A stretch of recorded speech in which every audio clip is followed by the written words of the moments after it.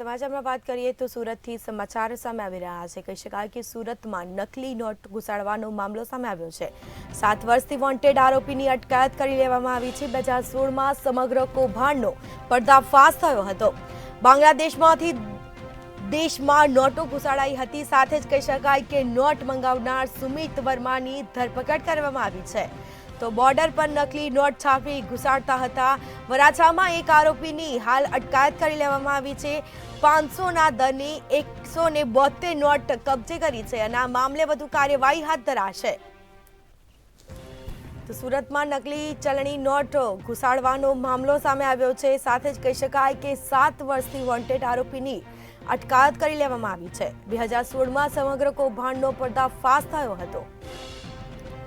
તો નોટ મંગાવનાર સુમિત વર્માની પણ પોલીસે અટકાયત કરી લીધી છે। વધુ પૂછપરછ હાથ ધરાશે। 500ના દરની 172 નોટ કબજે કરી લેવામાં આવી છે। વધુ કાર્યવાહી હાથ ધરાશે। વધુ વિગતો સાથે સંવાદદાતા દિવ્યેશ પરમાર લાઈવ જોડાઈ ગયા છે। જી, સુરતમાં નકલી ચલણી નોટો ઘુસાડવાનો મામલો સામે આવ્યો છે, શું માહિતી? ચોક્કસથી જે પ્રકારે સુરત શહેરની વાત કરવામાં તો સુરત શહેરમાં અવારનવાર આ પ્રકારની ઘટનાઓ સામે આવતી હોય છે, જેમાં દેશની જે કહી શકાય કે ગેરકાયદેસર પ્રવૃત્તિ કરીને દેશને આર્થિક નુકસાન પહોંચાડવાના કાવતરા જે છે તે રચાતા હોવાનું સામે આવે છે। તેવી જ એક ઘટના 2016માં સામે આવી હતી અને સુરતના વરાછા વિસ્તારમાંથી ચલણી નોટો સાથે એક વ્યક્તિ ઝડપાયો હતો। આ નોટો ઝડપાયા બાદ તમામ જગ્યાએ તપાસ આરંભ કરવામાં આવ્યો હતો અને આ તપાસના કનેક્શન તાર છે એક બંગાળ જે કહી શકાય કે પશ્ચિમ બંગાળ ખાતે જોડાયા હતા અને પશ્ચિમ બંગાળની જે બોર્ડર છે ત્યાંથી આ નકલી નોટો ઘુસાડવાનું જે કારસ્તાન છે તે કરવામાં આવતું હતું ને તેને જ લઈને તે સમયે 3 જેટલા આરોપી ઝડપાયા હતા અને ત્યારબાદ પોલીસ જે છે તે સતત તપાસ કરી હતી। તે દરમિયાન કહી શકાય કે 2016ની આ ઘટના છે ને 2016માં જે પ્રકારે 500ના દરની કુલ 86,000ની જે નોટો હતી તે નોટો વરાછા પોલીસ મથક હદ વિસ્તારમાં મળી આવી હતી અને તેની સાથે એક સાગરીત જે છે તેમને ઝડપી પાડવામાં આવ્યું હતું। તેમની પૂછપરછ કરવામાં આવી હતી અને પૂછપરછ બાદ જે છે તેમના તાર છે એક પશ્ચિમ બંગાળ સુધી ફેલાયેલા જોવા મળ્યા હતા। તો કે ત્યારબાદ પોલીસે તપાસ કરી હતી અને તપાસ દરમિયાન કહી શકાય કે જે પ્રકારે આરોપીઓ હતા તે આરોપીઓ સગે વગે થઈ ગયા હતા ને પોતાના વતન કોઈ ન રહેતું હતું। તેવી જ રીતે એક આરોપી જે છે તેમનું નામ છે સુમિત વર્મા। આ સુમિત વર્મા ક્યાંક ને ક્યાંક પોતાના વતન જે પોલીસ તેમને શોધવા માટે આવતી હતી તેથી તે રાંચી ભાગી ગયો હતો અને રાંચીથી ત્યાં કોઈને પણ જાણ ન હતી ને તે પ્રકારે રાંચીમાં રહેતો હતો। ત્યારબાદ તેમને એવું લાગ્યું કે હવે પોલીસ તેમને નહીં પકડે તે માટે થઈને તે પોતે સુરત ખાતે આવ્યો હતો અને સુરત ખાતે ટેક્સટાઇલ માર્કેટમાં મજૂરી કામ કરવા લાગ્યો હતો।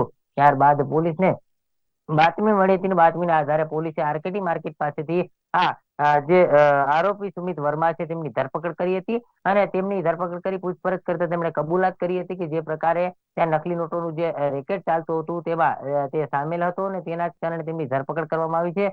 હાલ પીસીબી પોલીસે તેમની ધરપકડ કરી છે અને વરાછા પોલીસને તેમનો કબજો સોંપવામાં આવ્યો છે। એટલે કહી શકાય કે જે પ્રકારે દેશને આર્થિક રીતે નુકસાન થાય તે પ્રકારનું કાર્ય જે છે તે આ વ્યક્તિ દ્વારા કરવામાં આવતું હતું અને અગાઉ પણ આમાં આરોપીઓ ઝડપાયા છે। ત્યારે આ 2016થી આ આરોપી નાસ્તો ફરતો હતો સુમિત વર્મા અને તેમની ધરપકડ કરીને કાયદેસરની કાર્યવાહી હાલ હાથ ધરવામાં આવી છે। જી જી, આ જે સુમિત વર્માની અટકાયત પણ કરી લેવામાં આવી છે, તેણે ક્યાંય નોટ વટાવી હતી કે કેમ અને કોઈ બીજા આ નોટ મંગાવી છે કે કેમ નકલી નોટ?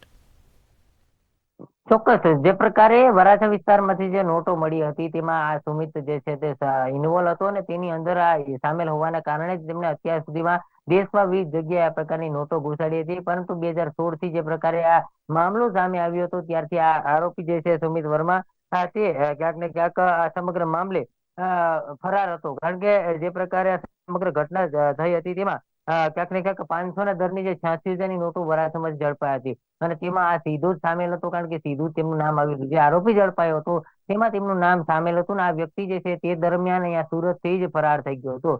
તે પોતાના વતન ગયો હતો, જો કે પોલીસ વતન પહોંચી ત્યારે વતનથી રાંચી ખાતે નાસી છૂટ્યો હતો, પરંતુ પોલીસને કોઈ પણ પ્રકારની જાણ ન હતી। અત્યાર સુધી તે 2016થી અત્યાર સુધી રાંચી રહ્યો હતો। છેલ્લા 15 દિવસથી ફરીથી સુરતના માર્કેટ વિસ્તારમાં આવ્યો હતો ને રિંગ રોડ વિસ્તારમાં આવેલી આરકેટી માર્કેટ છે, આરકેટી માર્કેટમાં જે વેપાર છે તે વેપાર કરતો હતો ને તેના કારણે પોલીસને બાતમી મળી હતી અને બાતમીના આધારે પોલીસે તેમની ધરપકડ કરી હતી. એટલે સ્પષ્ટ કહી શકાય કે અત્યાર સુધીમાં તેણે જે પ્રકારે નોટોનું જે નકલી નોટોનું કારસ્તાન છે, કૌભાંડ છે, તે ચલાવતો હતો. પરંતુ જે પ્રકારે પ્રથમ જ વખત તેમના સાગરીતોને જે નોટો આપવામાં આવી હતી, તે નોટો જે છે તે નોટોમાં સીધા જ ઝડપાઈ ગયા હતા.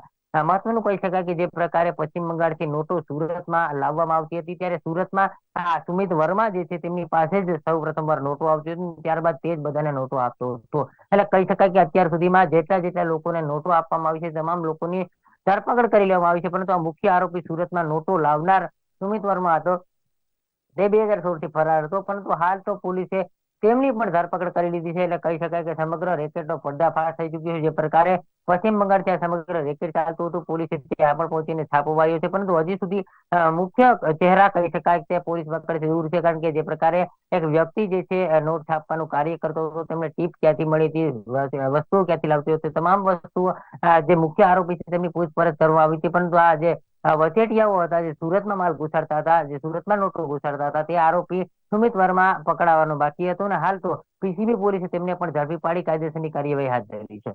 જી, તમામ જાણકારી આપવા બદલ આપનો આભાર. તો સુરતમાં નકલી ચલણી નોટ ઘુસાડવાનો મામલો સામે આવ્યો છે, જેમાં 7 વર્ષથી વોન્ટેડ આરોપીની અટકાયત કરી લેવામાં આવી છે. 2016માં સમગ્ર કૌભાંડનો પર્દાફાશ થયો હતો.